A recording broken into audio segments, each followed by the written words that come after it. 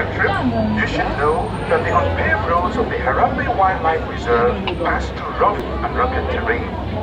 You may experience bumps and sudden jolts on your safari adventure. To ensure a safe and pleasant trip, you should be in good health and free from high blood pressure, heart, back or neck problems, motion sickness, or other conditions that could be aggravated by this adventure. Expectant mothers should not ride. Once on board your safari transport, please remain seated with your hands, arms, feet and legs inside. And Once you're seated, please watch hands and feet on the right. Those doors are going to slide shut. Lie down, lie down.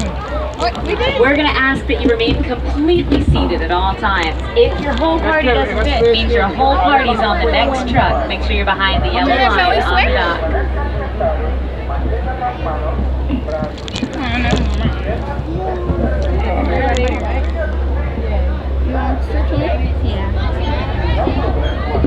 So like we said, stay seated. Do not lean outside of the truck. We're going to be going over some rough brush. Some of the bushes have some pretty long thorns.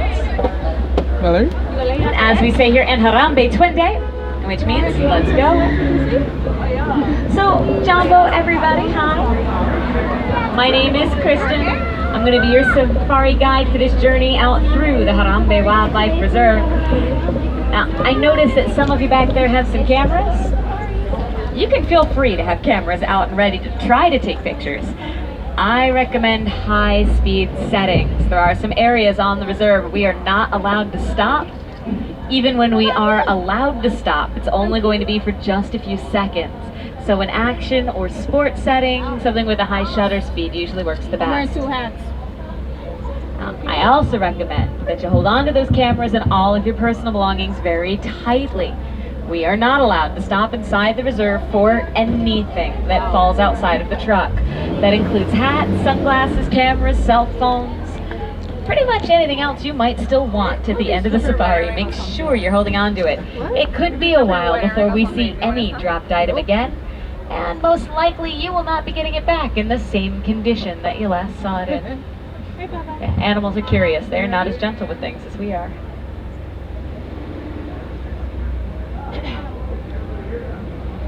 Well, we're going to go get started heading deep into the Little Ituri Forest. Forests like this one are home to many different types of antelope. Their natural colorings and markings can blend them in really well, so we got to keep a sharp eye out. More than once I've been just a few yards away from an animal before we noticed it hiding in the bushes.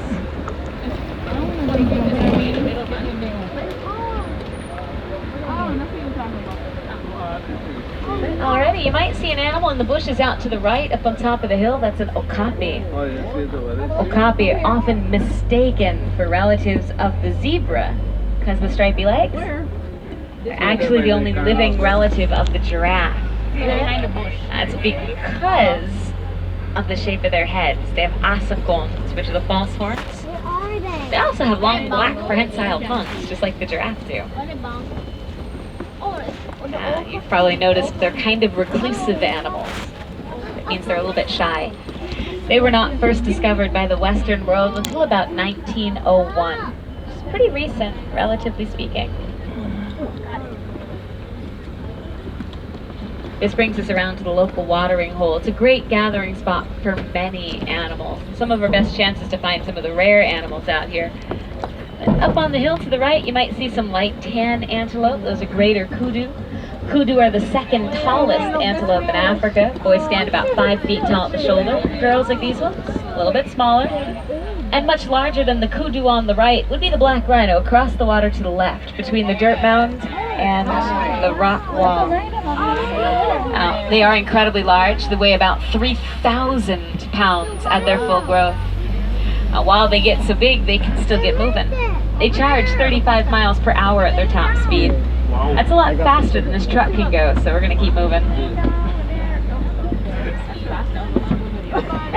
As we continue through the forest, I see some cinnamon orange color moving around towards the front left corner of the truck in between the bushes and trees. I think there are bongos out here. Yeah. Bongos are also known as the ghosts of the forest. They love to stay hidden away in the densely vegetated areas. Both male and female bongos will grow these back-swept Oh, horns. come on. That's right in the... Helps them get through the dense vegetation they call home. See it there, your left Felicia. Maybe left, see it there? I'm starting to think it might be time for us to head out of all this dense forest, though. We're gonna head out to the Santi River next. My favorite spot to go look for hippos. While hippos are so very large, they can be kind of hard to see. They're going to spend most of their day in the water so they don't get too hot in the African sun. Typically, we get much better hippo spottings just around the river bend if I head to the left. Better? It's a relative term when it comes to hippo spottings. They can stay completely under the water for about 8 minutes at a time before they need to come up for air. We'll take a look and see what we can find. Sure enough, out to the left between the island and the riverbank, there's a whole group of hippos known as a bloat. It's a bloat of hippos. They are considered nocturnal animals. They're going to spend most of their day just kind of sleeping in the water like this. They usually climb out of the river at nighttime when it's a little cooler to eat food. Each hippo eats between 80 and 90 pounds of grass a night. Up on top of the islands to the left, you're also going to see some big gray-white birds. There's a couple swimming around. These are pink-backed pelicans. They get the name because during mating season, their back starts to turn a light pink color. They blush. I'm a little bit more worried about the next animal. We're about to drive over a really rickety bridge. As we do, if you look out to the left, those are Nile crocodile, and they will snap the bones of their prey with their powerful jaws that have a crushing force of 2,000 pounds per square inch. They will even go after prey larger than themselves, like zebra and wildebeest. By larger, I mean bigger or taller, not necessarily longer. From the tip of the nose to the tip of the tail, those crocodile average about 16 feet long. So we are headed away from those rivers, out towards a completely different ecosystem with completely different animals. We're gonna go head on out towards the savannah next.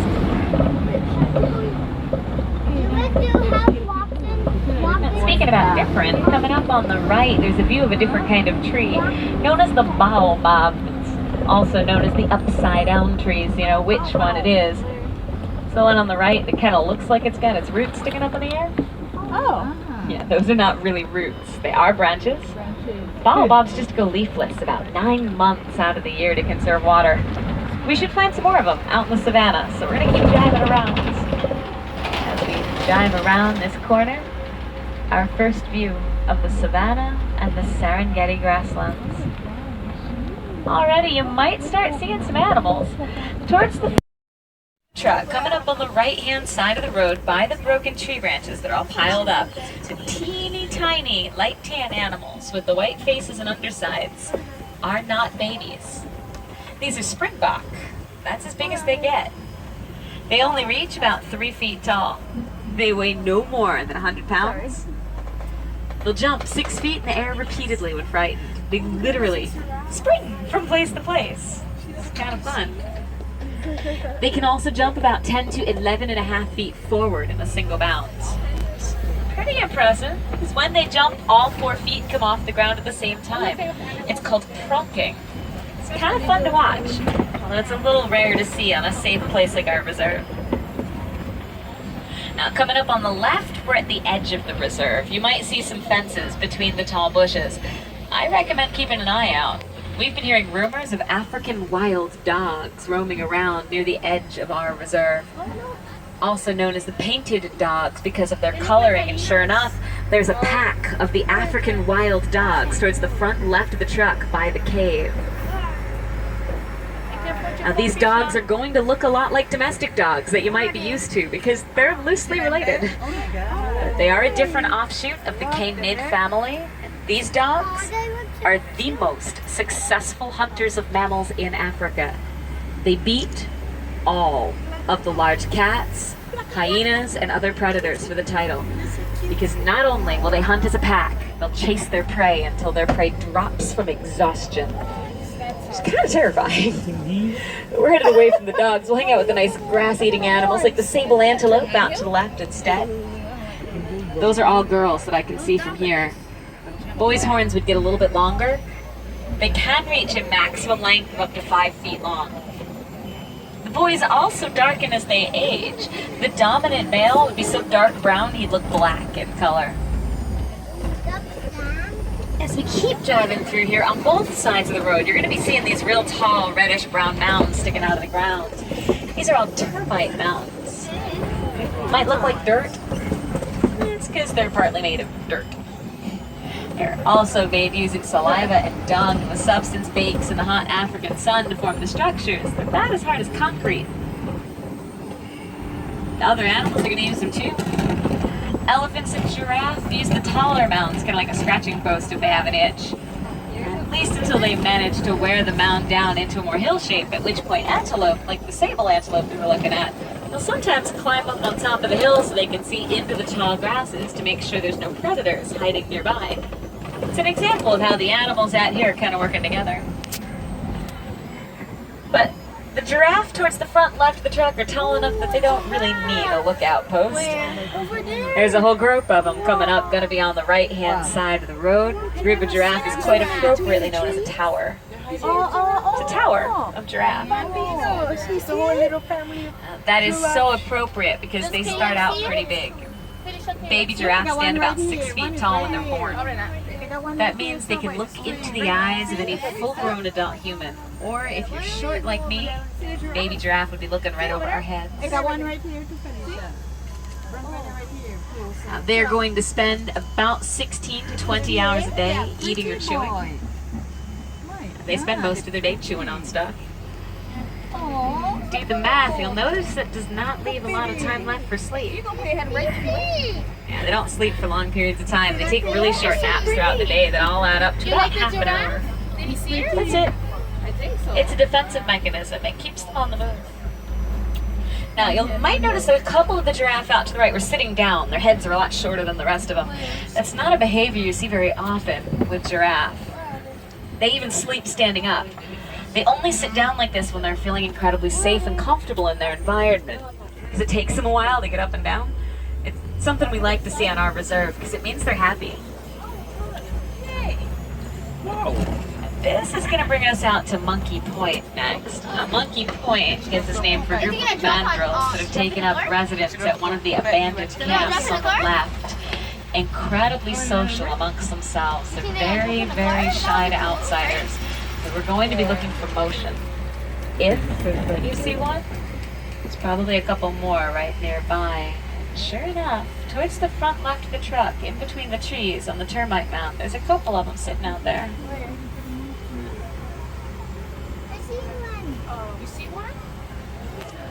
They are the largest of the monkey species.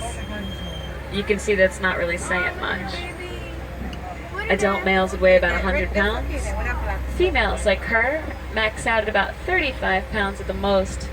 The babies are just kind of cute. You see them over there? You'd know if you saw the dominant male.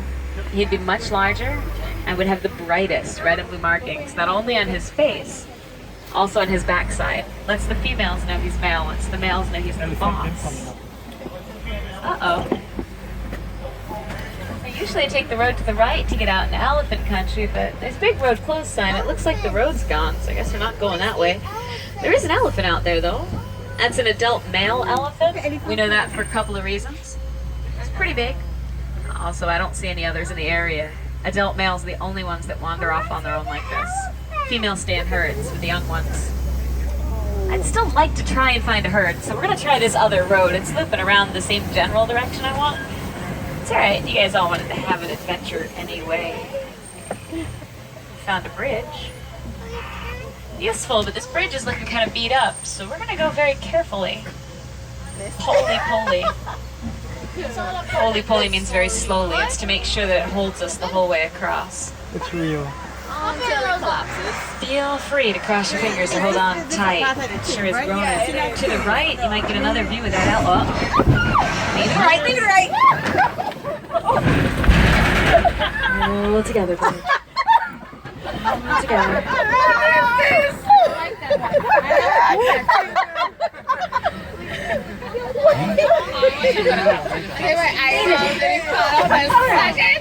Let's find out where our detour is taking us off to, because I don't know about you, but I'm not going to go back over that bridge. It looks like we're heading into some red clay pits. I'm seeing some pretty good signs. See tussle marks in the clay on the sides of the truck. There's tracks leading out to the left. A few more elephants in the area, so I think we found elephant country again after all. Unfortunately, biggest threats to the elephants are still people. Wait, is there water Still being hunted for their ivory tusks. They also face habitat loss due to mining going on out in the Congo. The miners are looking for an ore called coltan used in electronics like cell phones and laptops. So if you want to help out the elephants, the ones out to left, please feel free to recycle electronics when you're finished with them. That's going to reduce the need for the ores, helps the elephants keep their habitat. Now it looks like we have indeed found the outskirts of a herd. Yeah. But every once in a while, you might see that elephant out to the left kind of flapping its ears back and forth. Now what looks like wrinkles in the ears are actually blood vessels. By flapping its ears like this, what it's doing is it's pushing wind across the blood vessels. It decreases its body temperature up to about 15 degrees. Some of the hot African days, wish I could do that.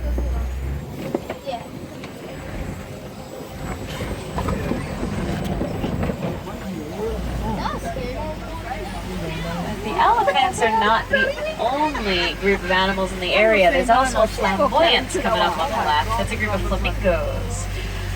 Now, do you see the gray ones on the skinny black legs? Those are baby flamingos. Yeah, they start out gray. Based off of size, I'm gonna say they're like 2 or 3 months old. They get big pretty quick, but it's gonna take a while before they turn pink. The reason they turn pink is because mostly they're eating tiny brine shrimp. Now, brine shrimp is high in something called beta-carotene. It's a pigment that turns the flamingos pink.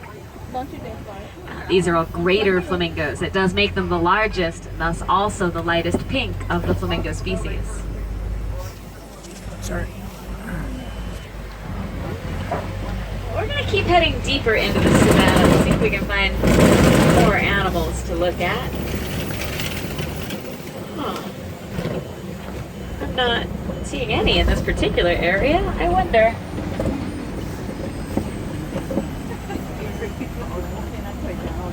Ooh, way out to the right, down the dirt pathway under the trees, those are white rhino. Much, much larger than black rhino. White rhino weigh between 4,000 and 5,000 pounds at their full growth. A group of them is known as a crash. That's a crash of white rhino. I would like to get a little bit closer, so we're going to keep looping around. I think I know why they're keeping their distance. We're headed towards cheetah hunting territories. Now, cheetahs are daytime hunters. They are very, very hard to find. They blend in really well, so I recommend keeping a sharp eye out up on the grassy hills to the left. If anybody sees one, go ahead and shout out locations so everybody else knows where to look.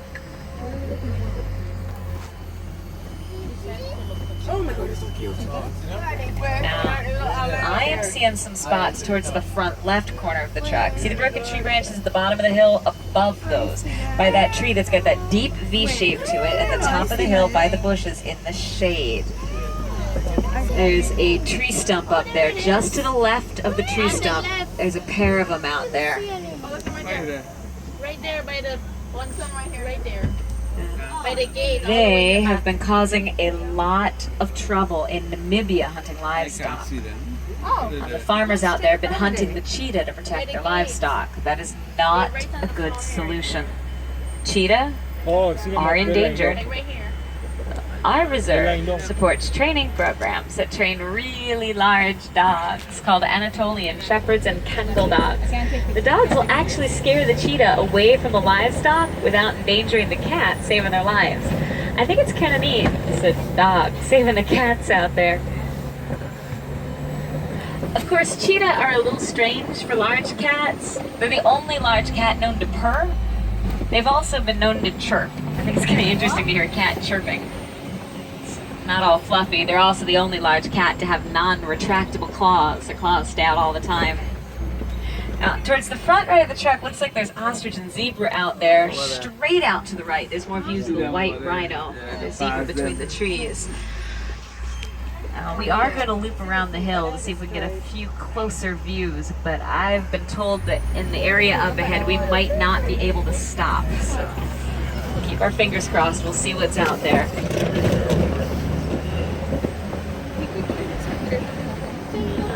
Ahead of the truck, coming up on the left-hand side of the road, I see some large burrows in the ground. These are most likely warthog burrows.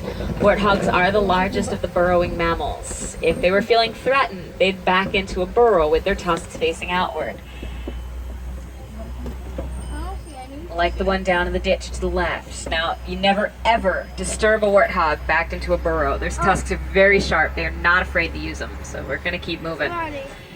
Coming up on the right, you're going to get a few more views of those white rhino we were talking about. The ostrich out here as well. Those are birds. They've got wings. They do not fly. They run. Reach about 40 miles an hour. Towards the front right corner of the truck by the grasses by the tree line, those are ostrich eggs, largest of the bird eggs. Weigh about 3 pounds each. Biggest question I always get with the zebra. Black with white or white with black? The noses give it away. Nice black noses means they're black animals. White stripes, more black than white.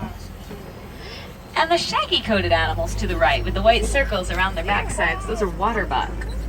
They tend not to migrate too very far. They find a nice aquatic area, a place with lots of water.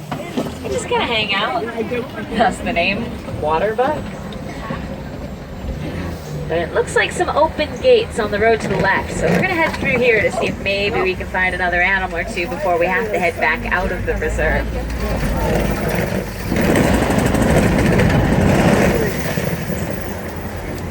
There should be another watering hole to the right, and there's some animals out there. There's some yellow-billed stork towards the front right of the truck. They're carnivores. They'll eat snakes, frogs, fish, rodents, birds, and pretty much any other meat that'll fit in their bill, they're going to go for. Which probably makes the antelope in the grasses pretty happy. They're not small enough. The antelope out to the right are scimitar, horned oryx, desert antelope. They can go about 10 months out of every year without drinking any water at all. That's not something I recommend for us. It's not ever going to work. The reason it works for them is they get most of the moisture they need to survive from foods they eat, like the grasses. They also have specialized kidneys to help them conserve the water they do drink. Unfortunately, though, this is going to bring us to the end of our safari. Time sure flies when you're having fun. I know I had a blast driving it all around through Africa. I hope you all enjoyed yourselves as well, because this does mean I do have to bring you back to the closest warden station to drop you off at. Don't worry. From there, it's a really short walk back to the Harambe village that you came through to get here. Or, if you're interested in some more up-close animal encounters, I highly recommend the Gorilla Falls Exploration Trail.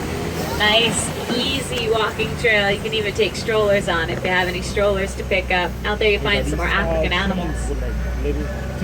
Sounds like we're pretty close to the village, so before I let you go, for any wilderness explorers, today you've been riding aboard the Simba 1. It's Simba, S-I-M-B-A, and the number 1. Once again, my name's Kristen. You don't need to know that for the wilderness explorers, but it's been my pleasure driving you all around. Shall I go there?